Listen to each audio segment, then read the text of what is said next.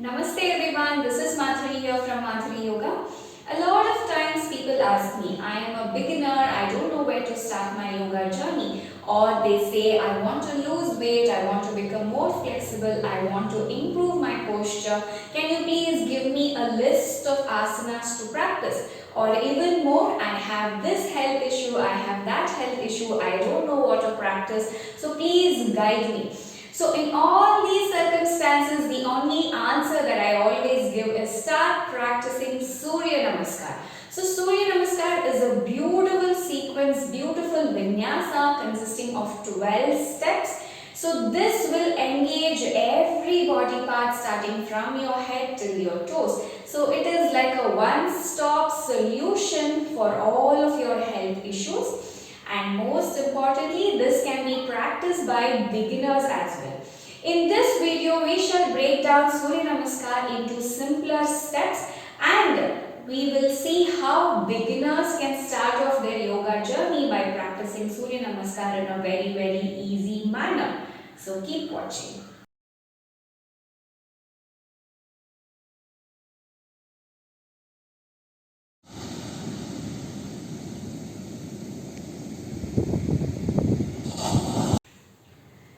Let us learn how to practice Surya Namaskar. So come to the front of your mat if you are using a mat. If you are not using a mat, leave little space behind you so you have space to take your legs backwards. Come to the front, stand in Samasthiti. So Samasthiti is where you stand with your feet next to each other and hands by the side. Keep your spine straight, shoulders relaxed. When I say keep your spine straight, you don't have to push your chest forward to make your spine unnaturally straight.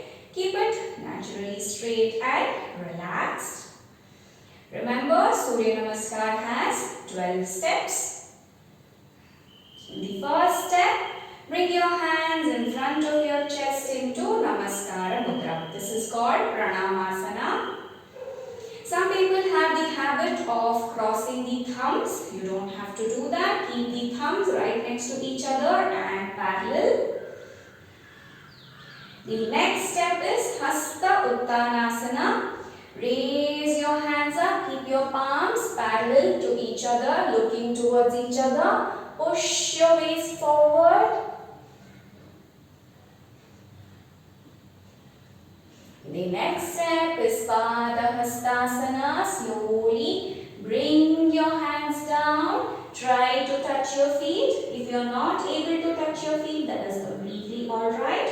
You may hold your leg, whichever you can reach. Remember to relax your shoulders. If you are holding your shoulders or neck very tightly, your hands will not go down. Relax your shoulders and allow the gravity to take your hands down. Try to push your forehead towards your knees. The next step is called Ashwasanchalanasana. Place your palms on the ground next to your feet. Bend your knees a little bit if you want to. And take your right leg back. Place your right knee down. Stretch your right foot. Now, in this, it is very important as a beginner to check that your knee is not crossing your foot. Why I am saying as a beginner is because when your knee is crossing your foot like this, it puts a lot of impact on your knee and you might injure your knee as well. Also, when the knee is going forward, it needs a lot of flexibility in the hips, which you may not have if you are a beginner. So make sure if your knee is crossing your foot, push your back leg further behind and pull your knee backwards. This is a comfortable position to be in, Ashwasanchalanasana. Next, tuck your back toes in, press your palms, take your left leg back. Bring your waist at the center to plank pose, Adho Mukha Dandasana. So a lot of times the waist is either sinking down like this or it is too high up in the air. Make sure the waist is exactly at the center. Your drishti is very important. You need to keep looking 2 feet ahead on the ground in front of the mat. The next step is Ashtanga Asana. Bring your knees down. So now Ashtanga means 8 limbs. So 8 of our limbs will be touching the ground. Now already 4 of my body parts are touching the ground. 2 feet and 2 knees. Now my palms. Next comes my chest and my chin in the end. Because my chin is touching the ground, I will be looking forward. Now for a lot of people this might be a little challenging. So from plank pose, bring your knees down, slide a little backwards and bring your chest and chin down. This is easier. Make sure your feet are together. The next asana is Bhujangasana, Cobra pose. Stretch your feet. Slide and lift your upper body. Now remember your big toes should be touching each other. That way it will keep your feet together. Remember to relax your shoulders. If you keep your shoulders tight, it will put a lot of pressure on your neck. So remember to relax your shoulders. Keep your elbows bent. Look at my elbows. Now it is very essential to remember that I am not lifting my head up. I am just lifting my chin up a little bit and looking diagonally up, not completely upwards. So this is the essence of Sthiram Sukham Asana. If you look up, automatically you are putting a lot of pressure on your neck and your drishti as well. You don't have to push your eyeballs up. That will create a tension in your eyebrows. So tilt your chin upwards, diagonally up and look straight. Next, tuck your toes in, press your palms, lift your waist up. This is Parvatasana, mountain pose. Now a lot of people may find it difficult to go up directly. So I am showing the easier version. From Bhujangasana, tuck your toes in, come on your knees, lift your knees up and then lift your waist up. So in Parvatasana, initially both of your heels may not touch the ground, that is alright.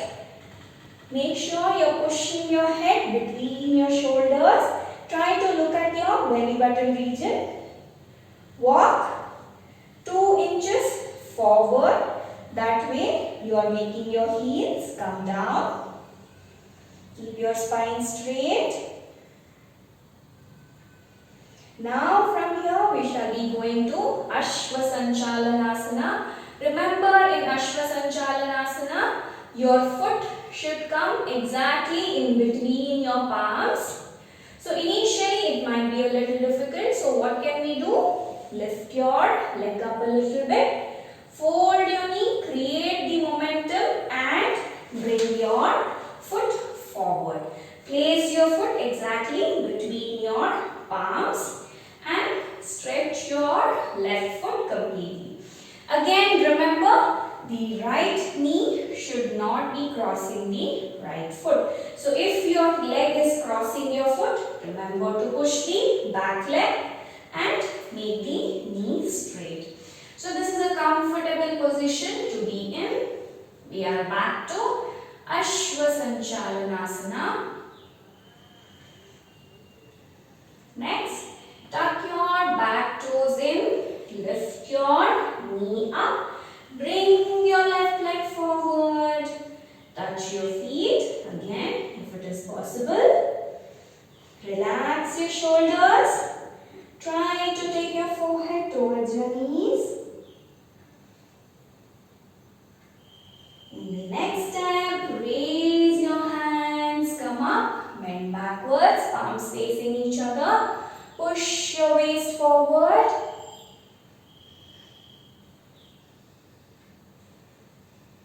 The last step, come back to Pranamasana. Bring your hands in front of your chest into Namaskara Mudra. Drop your hands down. Come back to Samasthiti. So this is a very simple way to practice Surya Namaskar. If you are a beginner, this is the right place for you to start your practice. Now regarding a lot of questions that people ask. The first question is how many times is considered as one round? So a lot of people practice both sides, right side and left side, and consider that as one round. A lot of people consider one side as one round. So the kind of practice, the number of asanas, the styles depends on different schools of practice, different teachers and different teaching styles. So there is no right way, there is no wrong way. So keep up your practice, believe in your practice and practice according to your capacity.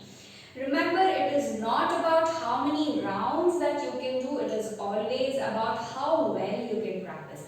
Coming to the second important question that I always get asked, how many rounds of Surya Namaskar should I practice? So as a beginner, if you start off with 3 rounds, that's amazing for you, and gradually every single day you can improve and increase your rounds. So eventually, ideally, if you practice 12 rounds of Surya Namaskar in a day, you are good to go and it will solve most of your health issues. But remember, it is not about the quantity but about the quality. Even if you practice 6 rounds but with proper alignment and breath work, that is a brilliant practice for you. The next question is what exactly is right side, what exactly is left side. So what we just practiced was on the right side. So I am not talking about going on the right side of the mat and left side of the mat. No, that's not what it is. So in the practice that we just did, the right leg was going back and coming forward. So when we are talking about the left leg, the steps are absolutely same. There is no difference in the vinyasa. The only difference being the left leg will go back to your Ashwa Sanchalanasana, and while coming back again the left leg will come forward to Padahastasana. So that's the only difference between right side and left side. So yes, this was all about Surya Namaskar. So this is a very effective, very powerful practice. So keep up your practice every single day. And this can be practiced irrespective of age and gender. And the most important thing is, females, yes, you can absolutely practice Surya Namaskar during your menstrual days, but always listen to your body. If your body says, I need rest today, definitely take a rest. But if your body says, yes, I can practice, I am ready for practice, please do practice. It will help you in relieving your menstrual cramps. It will also improve your mood swings as well. So yes, hope you found this video useful. If you want to get in touch with me regarding my classes, check the links given below. Keep up your practice. Be kind, be present, be grateful.